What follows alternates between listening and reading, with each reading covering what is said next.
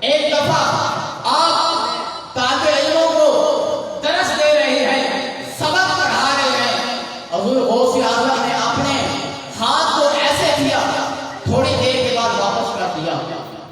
جب ایسے ہاتھ کیا تھا، طالب علم کہتے ہیں جب حضور غوث اعظم نے ہاتھ کو آگے بڑھایا تھا، اس وقت حضور غوث اعظم کا ہاتھ خشک تھا، لیکن جب حضور غوث اعظم نے ہاتھ کو واپس کیا تو اس سے پانی کے قطرے ٹپک رہے تھے۔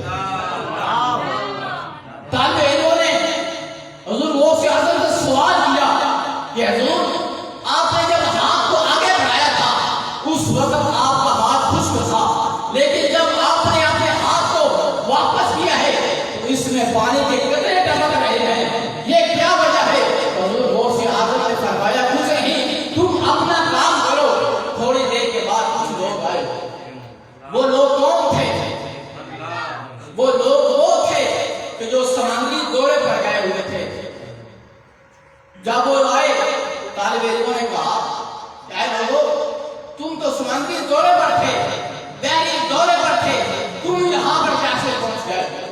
وہ لوگ کہنے لگے اے بچوں، جب ہم سمندر میں جا رہے تھے تو اچانک ہماری کشتی ڈوبنے لگی، تو ہم حضور غوث اعظم کے مرید تھے، حضور غوث اعظم کے غلام تھے۔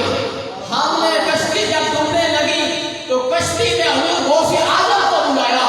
جب ہم نے حضور غوث اعظم کو بلایا تو اچانک ایک ہاتھ آیا جس نے ہماری کشتی کو پکڑ کر سمندر کے کنارے پر لگا دیا۔